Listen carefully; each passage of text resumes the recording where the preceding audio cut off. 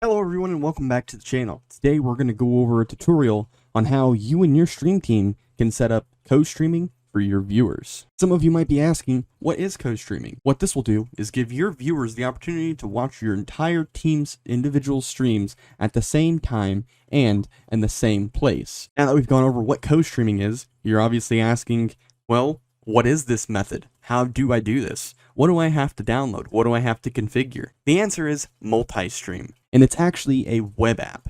So there is no need to download. There is no need to sign in. There is no utilization of your local resources, so you don't have to worry about your bandwidth or your co-streamer's bandwidth or how much memory you have or how much CPU power you have. It all runs in the web. Before we go through how to set this up, I would like to take a moment to give you some pros and cons. And this is because if you found this video, you're likely have been looking for a solution like this for a while. And I want to save you time in ruling this out or approving this as your preferred solution for co-streaming. Multistream, it should only take you 2 to 3 minutes to set up, and then you should never have to touch it again unless you're creating a new multistream for your team. And this would be if you've added members or you're doing it with another team. Other than that, you should never have to maintenance this. Like I said before, it doesn't require download and it doesn't require sign-in. And this is because Multistream uses the embedded link for your and other streams from Twitch. So if you were able to get to the Multistream where all of these streamers are at, you should already be signed in, and you can participate in chat as yourself without having to sign in to Twitch, because you're already in Twitch. And like I said, this would allow your Twitch viewers to participate in your chat as well as in all of the other chats at the exact same time. They'll have the ability to view only your chat or view all of the chats individually without any stress or any extra button clicks, really. People think that co-streaming requires partnership, and with this method and some other methods that we can go over in the future, this does not require partnership. And it can be controlled by a bot, so you don't have to worry about telling your Twitch viewers where to go or making sure that they've got the right link. You can set up a bot that sends out this co-stream link, and then anyone inside of you and your team's Twitch channel can immediately join in and watch the co-stream. This is especially good for Twitch channels that have moderators, because this would allow your moderator to moderate multiple channels if they happen to be a moderator in those channels. And like I said earlier, this is something that you should only have to set up once and then never maintenance. As long as nobody changes their name or goes to another channel, you shouldn't ever have to change anything here. And if you do, it's quick and easy. With those pros out of the way, I do want to reiterate that if you're using something like OBS or XSplit or even Twitch Studio, this will not affect the way that you stream.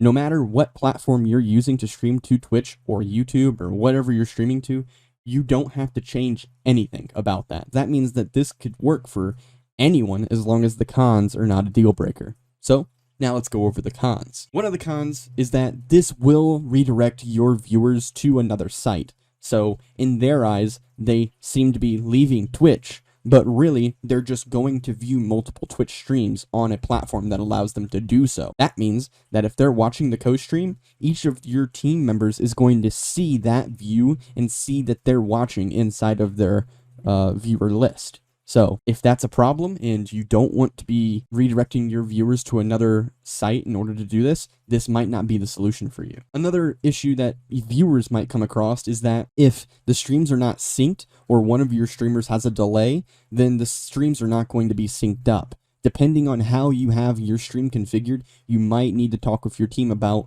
what kind of delay they have before, stuff actually hits stream. For instance, in OBS, you can do like a 5 to 30 second stream delay to help with bandwidth utilization and lag inside of your stream. I do want to mention that if you guys are using something like Discord or Xbox Party in order to communicate with each other and you're including that audio into your stream, you might run into an issue where the viewer has all of the volume on for each individual streamer and they can hear you multiple times. And that's because if you have your Discord audio going through your stream and they're listening to the person who you're in that Discord chat with, they're going to probably hear them twice. The solution to that is make sure that they are prioritizing the person who they're actually watching and just pay attention to the video or go back and forth on the audio as they please. They can adjust the volume for each of the channels inside of the co-stream as they want, and we'll go over that as well. And the last con that I would like to go over is that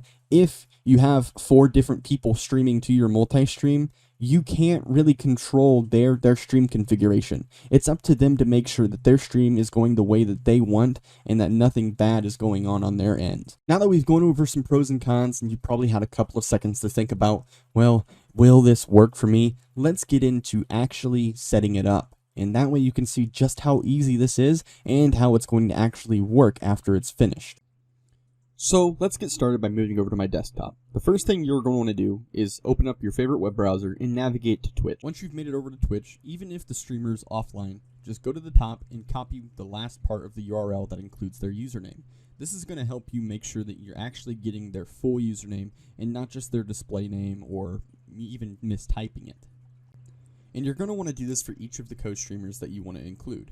I have clipboard enabled on my PC, so I can just copy them all at once and then go right over to Multistream and put them all in, since I can copy multiple things at once. For this tutorial, I'm just going to Google Multistream, and then it's the first result right there, Multistream, with the little dot in between the E and the A.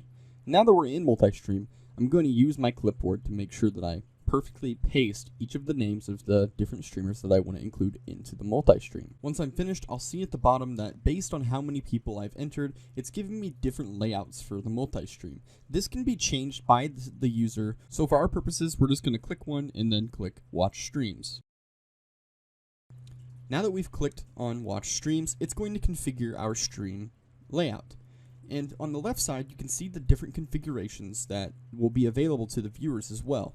You can choose to see the chat on the right side with someone presenting as the main streamer, or they have the option of a different kind of gallery with toggling between different chats, or no chat at all.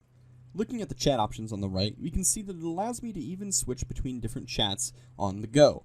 So if I want to peek in on Watson's chat, I can. And I can still utilize all of my emotes from Twitch, as I'm actually using Twitch to do this. At this point in time, I switch over to just a dual collaboration mode, where I can use Multi-Stream to show both of the chats simultaneously. Unfortunately, Multi-Stream doesn't allow you to do this for more than 2 people, it would seem. So if you're wanting to have your viewers be able to see both chats simultaneously without toggling through, you might consider just doing a 2-person co-stream. Additionally, by default, Multi-Stream is going to mute both streams so that you're not hearing echoes or hearing both of those gameplays blaring. As we were talking about earlier, if viewers set both of the volumes on, then they might hear echoing if the 2 people are collaborating together over Discord or Xbox Party. So, to prevent this, you'll want to make sure that viewers are only activating one volume control at a time, and preferably leaving the other one to a lower setting or just muting them altogether.